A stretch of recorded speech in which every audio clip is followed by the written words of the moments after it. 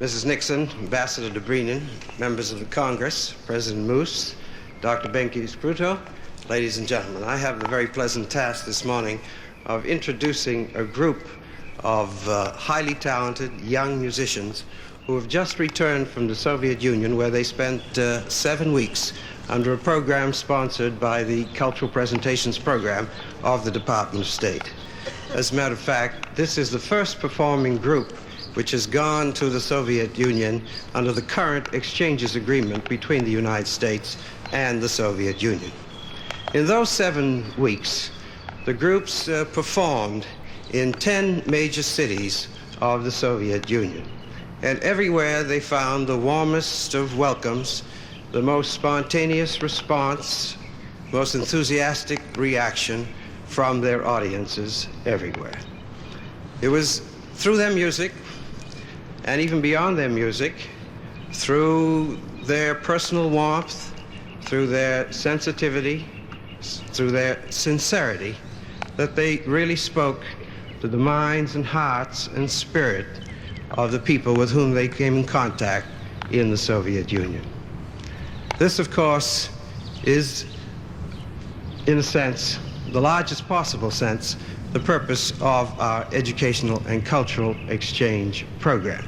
They contributed to increasing understanding, deepening and expanding relationships between the people of the United States and the people of the Soviet Union. For this, we in the Department of State, people of the United States, are very grateful. On behalf of the Department, I should like to express our deepest appreciation and really our heartiest congratulations.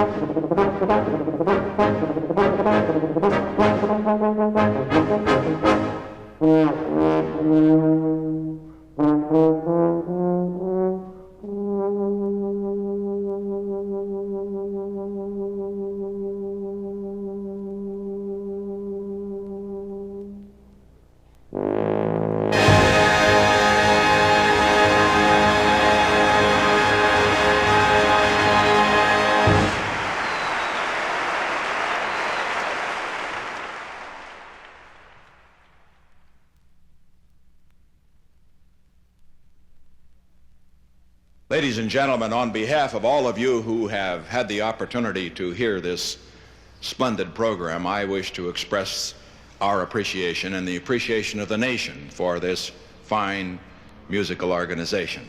I think you would like to meet the president of the university. I take special pleasure in presenting him to you because for 8 years he was here with President Eisenhower in a top capacity as one of the assistants to the president and as an advisor to the president.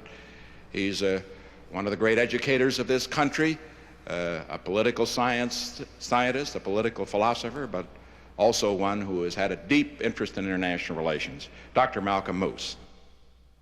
Mr. President, Mr. Ambassador, distinguished guests, Dr. Ben Cresciuto, and most of all, students of the University of Minnesota Concert Band. Mr. President, I once played a trumpet in this band, but they play 3 times better than when I was there. I was once even president of the band, so you can see this is a great honor for me to be here today. I think that music truly is the Esperanto of the arts, and Minnesota stands taller, the nation stands taller, and we're indebted to you, Mr. Ambassador, for the great courtesies and the friendship which you extended to our young musicians. Thank you, Mr. President. And now, I am sure that we would all like to see the man who played a major role in helping to make these arrangements and who represents his country with such distinction here in Washington, Ambassador Dobrynin. Ambassador, Mr. Ambassador, would you like to come up and say a word?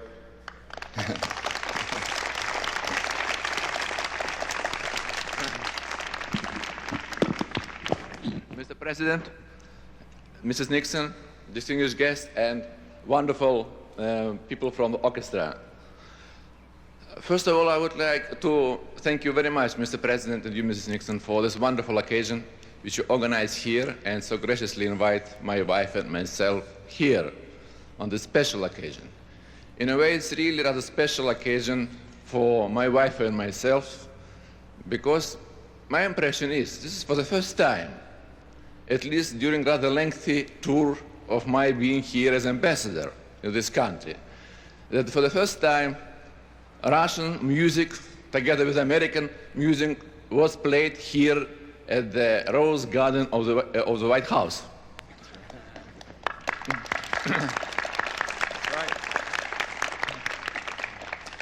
And I should confess that even before they begin playing, though I know what wonderful success they have at my country, but even today, before they begin playing, I was prepared to say, the music is going to be very nice and very good for me. During the tour, this orchestra had a wonderful success in my country. They were not only good musicians, but they were very good and distinguished ambassadors of your people, Mr. Ambassador. And I would like to congratulate all of you Americans with these wonderful ambassadors you have in my country for 2 months. There is no discrimination to the professional diplomats, the professional ambassadors, and I took the occasion to congratulate the presence here of Ambassador Thompson and his wives, who contribute so much to development of our relations between 2 countries.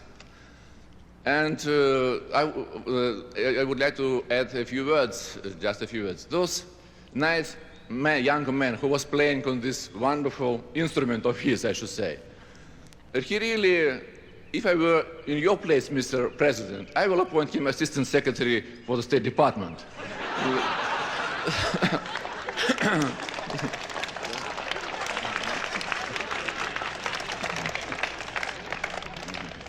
Because his notes sound as much better than the notes we exchange in diplomatic ways, unfortunately.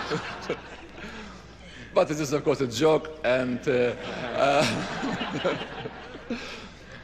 maybe a second remark I would like to make. I didn't. There was a very nice lady who was presented here today as a second tune, a flutist, yes. And I was told off the record that she is a wife of a wonderful conductor.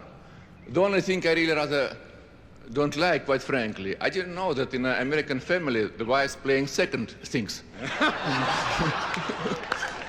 Very good.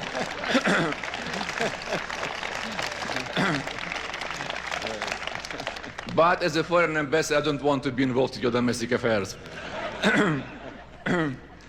Well, Mr. President, really, the performance which was made today and through the lengthy tour of my country, of this wonderful orchestra, once again showed that the real good music really is a wild word nature. And as one of our famous Russian composer of 19th century once said, Glinka, that it is not we, it is the people who create music, but not we composers. We composers only arrange this music. So, although music national in character, if it's a really good one, it soon crosses the boundaries and became a common heritage of all mankind. And with this particular consideration, I would like to finish this few remarks and emphasize that today's reception, today's occasion was a very particular one, not because we have a very good performances, a very good audience, but we have also not only good entertainment, but it was a very good sign, a very good symbol of our relations between two countries, and I hope they're going to improve more and more. Thank you very much, Mr. President. Thank you very much. Stay here just a minute. I would like to conclude this very heartwarming and exciting performance here in the Rose Garden with a response and to say a word with regard to the itinerary of this band.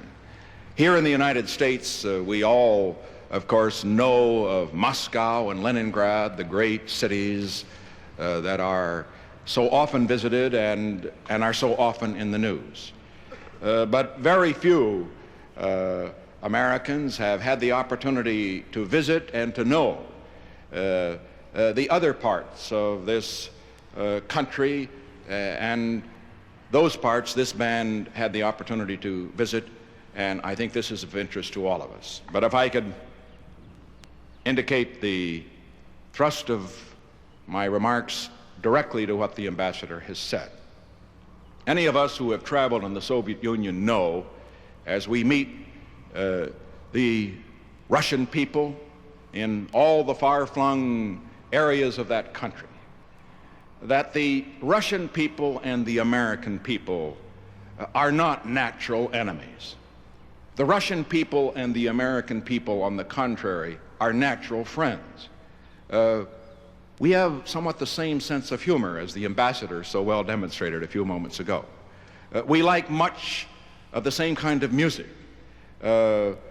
We respect each other. Now, it is true that in terms of our diplomatic problems today, we have some very great differences to which the ambassador alluded. And those differences, it is the responsibility of statesman and diplomat to resolve without having them escalate into armed conflict. But I think that the hope of all of us today, as we hear this magnificent musical organization, and as we think of those things we have in common, is this: that the time will come when the Russian people and the American people and the Soviet nation and the American nation will continue to be rivals, as good friends can be, but that we shall continue to compete as friends can compete. But we shall compete in how each of us can enrich life rather than destroy it.